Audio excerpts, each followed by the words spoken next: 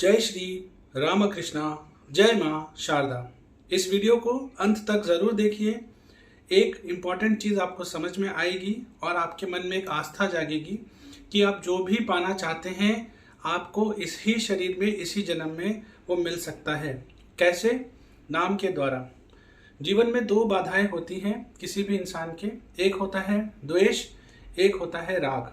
द्वेष होने पे क्या होता है, कोई इंसान कितना भी अच्छा हो, कितना भी अच्छा काम कर रहा हो, कितना सटीक तरीके से काम कर रहा हो, कितनी उचित बातें कर रहा हो, लेकिन अगर हमारे मन में उसको लेकर एक बार द्वेष आ गया तो फिर हम किसी भी तरीके से उसमें, उसके काम में, उसके हर एक्शन में जानबूझकर गलती निकालने की कोशिश करेंगे। ये हमारा एक नेचर बन जाता है। ये सबके साथ होता है क्योंकि द्वेष इतना हावी हो चुका है हमारे मन के ऊपर कि हम जानबूझकर किसी भी इंसान के किसी भी निर्णय पर, किसी भी एक्शन पर, किसी भी सोच पर या उस इंसान पर ही, यहाँ तक कि उसके परिवार वालों पर भी हम सवाल उठाएंगे। ठीक एक दूसरी चीज़ होती है राग। अगर किसी से राग हो जाए, वो इंसान छोड़कर चला जाए, वो कोई वस्तु है जिससे राग हो जाए, वो चीज़ दूर चली जाए, वो चीज़ खराब हो जाए, उससे सेपरेशन हो जाए, तो इंसान पागल पागल सा हो जाता है। ये दोनों ही अवस्थाएं जो हैं, नाम जप की शरण में जाकर आप इन दोनों ही चीज़ों को मास्टरी कर सकते हैं। इन दोनों ही चीज़ों से खुद की सारी यादें, सारी मेमोरीज डिलीट कर सकते हैं। और इस जीवन में सबसे कठिन और सबसे मुश्किल काम है अपने आप को मेमोरीज यानी कि यादों से फ्री करना। ये यादें ही हैं जो हमें बार बार बार बार पीछे खींच कर लेके जाती हैं और फिर पीछे जाने के बाद हम अपने प्रेजेंट को कोसते हैं, हम प्रेजेंट को एक्सेप्ट नहीं करते हैं और साथ ही साथ जो प्रेजेंट में है उसके साथ जीने की कोशिश नहीं करते हैं। हम यही सोचते हैं कि काश वो चीज़ फ्यूचर में भी हमारे साथ होती, काश वो इंसान होता, और यहीं से चीज़ें खराब होना चालू होती हैं। नाम जप के जीवन में ये दो चीज़ें अपने आप डिलीट होना चालू हो जाएंगी। कैसे? जैसे कि मान लीजिए चीनी है। अब आप किसी को बोलेंगे कि इसका स्वाद मीठा है, उसने खाया नहीं है, वो बोलेगा ये तो सफ़ेद रंग का है, छोटे छोटे दाने हैं, क्या पता मीठा है, कड़वा भी हो सकता है, खट्टा भी हो सकता है, मैं कैसे मान लूँ कि चीनी मीठी है। पर आपने खाया हुआ है, आपने उसको अलग अलग पकवानों में, अलग अलग व्यंजनों में यूज़ किया हुआ है, आप जानते हैं कि इससे मीठा स्वाद ही निकलेगा, ये मीठी है, लेकिन उसको विश्वास नहीं होगा। ठीक उसी तरीके से जो नाम जाप कर रहा है, जो नाम जाप साधना के रास्ते पर चल रहा है, उसे पता है कि ये जो दो विकार हैं, राग और द्वेष, ये आपके मिट जाएंगे, ये आपके जीवन से चले जाएंगे, जिससे कि आपकी आध्यात्मिक उन्नति हो, आपकी आत्मा का विकास हो, आप अधिक से अधिक भजन संकीर्तन कर सके, नाम जप को कर सके, गुरु मंत्र को कर सके, ग्रंथों शास्त्रों को पढ़ सके, अच्छी किताबें पढ़ सके, अच्छी जीवन शैली को अपना सके, लेकिन आपको विश्वास नहीं होगा। इसको एक और एग्जाम्पल से समझाता हूँ। आपने कभी किसी छोटे बच्चे को देखा है, कोई उसको डांटे, गाली दे, मार दे, फिर थोड़ी ही देर के बाद उसे आप प्यार से पुकारिए, एक टॉफ़ी दे दीजिए, थोड़ा सहला दीजिए, बच्चा खिलखिलाते हुए आपके पास आ जाएगा, बच्चा खिलखिलाते हुए आपसे आके बातें करेगा, आपके साथ खेलेगा, सब कुछ भूल जाएगा। कैसे होता है? बच्चे इन चीज़ों को याद नहीं रखते, मन उनका निर्मल होता है, मन में दिव्यता होती है, एक स्वच्छता होती है। प्रकृति ने हर इंसान को कुछ आयु तक ये अवस्था बाय डिफ़ॉल्ट दी होती है जहाँ पे वो चीज़ों को खुद क्लीन कर सकते हैं या चीज़ों को अपने ऊपर चढ़ने नहीं देते। लेकिन जैसे जैसे हमारी एज बढ़ जाती है, जैसे जैसे हम संसार में लिप्त होना चालू होते हैं, वो निर्मलता जानने लगती है हमारे हृदय से और छोटी से छोटी चीज़ भी हमारे ऊपर चढ़ जाती है, उसका प्रभाव हम पर, हमारे चित्त पर होने लगता है।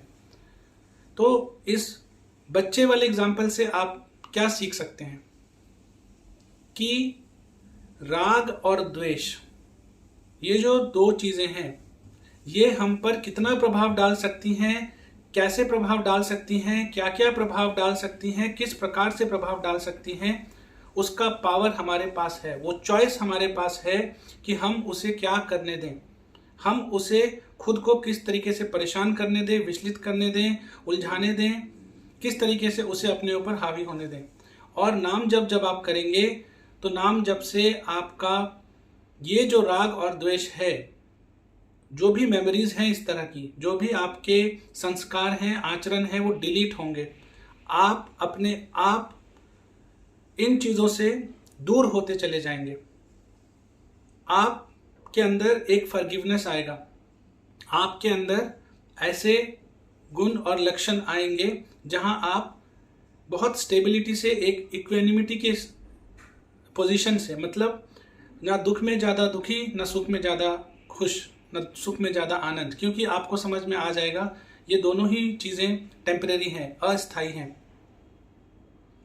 आप देख लीजिए कि जो लोग पैसे को लेकर बहुत ज़्यादा मारे मारे फिरते हैं, पैसा आएगा तो खुशी मिल जाएगी, पैसा आएगा तो ये करेंगे, पैसे के लिए सब कुछ कर देते हैं। जब पैसा आता है, उस पैसे को कमाने के लिए जब तक पैसा दिमाग पर हावी होता है वो सब कुछ करते हैं, सिर्फ पैसा ही उनका लक्ष्य होता है।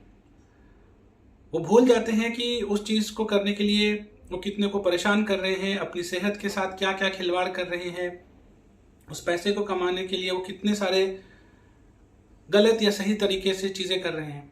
और जैसे ही वो पैसा आता है वो देखते हैं कि पैसा तो आ गया पर शांति नहीं मिल रही। अब पैसा तो कमा लिया, हाई प्रेशर जोन में काम कर लिया, अब देखेंगे कि उनको सेहत की समस्याएं आने लग गई। तो पहले क्या था कि पैसा आएगा तो सारी समस्याएं खत्म हो जाएंगी, अब पैसा आ गया, अब देख रहे हैं कि ये पैसा तो कमा लिया मैंने, अब क्या करूं यार, मुझे तो इतनी सारी हेल्थ की प्रॉब्लम्स आ गई। अब वही पैसा वो लगाने लगेगा हेल्थ के ऊपर, वही पैसे को जाके दे के आएगा हॉस्पिटल में, वही पैसे से वो अलग अलग मेडिसिन, अलग अलग ट्रीटमेंट लेगा। चीज़ों को समझिए आप। यहाँ पे मैं पैसे को गलत नहीं बोल रहा हूँ, यहाँ पे मैं किसी भी तरीके से जो किसी के ऊपर कोई कमेंट नहीं कर रहा हूँ। मैं आपको ये समझाने की कोशिश कर रहा हूँ कि जो भी चीज़ जिसे आप परमानेंट रूप में मान रहे हैं कि इससे आपको खुशी मिलेगी, इससे आपको स्थायी शांति मिलेगी, उन चीज़ों से आपको स्थायी शांति नहीं मिलेगी। स्थायी शांति आपको ईश्वर के साथ जुड़कर, ईश्वर की सेवा कर कर, नाम जप की शरण में जाकर ही मिलेगा। वो शांति, वो सुख आपको केवल और केवल ईश्वर से जुड़कर ही मिलेगा। और ये समझने का विषय है। ये चीज़ अगर आप समझ गए तो आप हर संभव कोशिश करेंगे कि नाम जप अधिक से अधिक आपके जीवन में आए। और नाम जप के चलाने में जो भी चीज़ें बाधाएं हैं, आपका राग, आपका द्वेष, ये जो चीज़ें जो आपके आत्मा को डिटॉक्स नहीं होने देती, कहीं ना कहीं आपको डिटॉक्स नहीं होने देती, आपको निर्मल होने नहीं देती, आपके अंतःकरण को शुद्ध नहीं होने देती, आपको समझ आ जाएगा कि नहीं, मुझे इन चीज़ों से बाहर निकलना है, मुझे इन चीज़ों को रोकना है।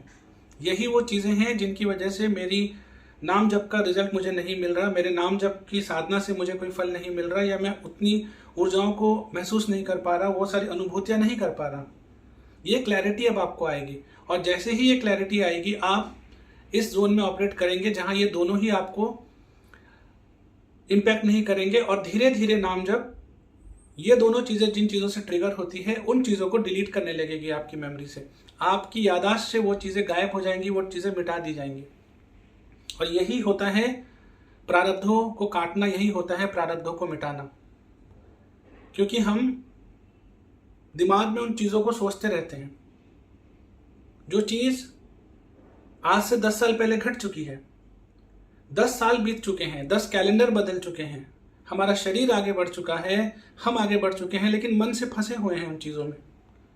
आज भी उन चीज़ों को सोचकर अगर वो अनुभव सुखद थे तो बहुत ज़्यादा खुश हो जाते हैं, अगर वो अनुभव दुखद थे तो बहुत ज़्यादा दुखी हो जाते हैं। ये नहीं समझते हैं कि वो समय जा चुका है, 10 साल बीत चुके हैं, इतनी सारी चीज़ें जीवन में अच्छी और बुरी हो चुकी हैं, लेकिन वो चीज़ अभी भी दिमाग में फंसी हुई है।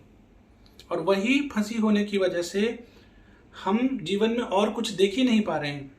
सारा का सारा फोकस उसी चीज पर लगा दिया है, सारा का सारा ध्यान वहां लगा दिया है। और नाम जप ऐसी चीजें जो आपके ग्रोथ में रुकावट बनी पड़ी हैं, ऐसे राग, ऐसे द्वेष, इन चीजों को आपके जीवन से डिलीट कर देगा, आपके माइंड से बिल्कुल मेमोरी से इरेज कर देगा, ताकि आप साधना में आगे बढ़ सके, आप प्रेजेंट में जी सके, आप आज वो कर सकें जो आपको करना जरूरी है, ताकि आपके बीते हुए कल के प्रारब्ध भी कट सके और आने वाले कल के भी अगर आपके कुछ ऐसे प्रारब्ध हैं तो वो भी कट जाएं या बहुत हल्के में आपके ऊपर से गुजर जाएं, ताकि आपकी क्षति ना हो और आपका आध्यात्मिक विकास भी हो, आपकी भौतिक जो विकास है वो भी होती रहे।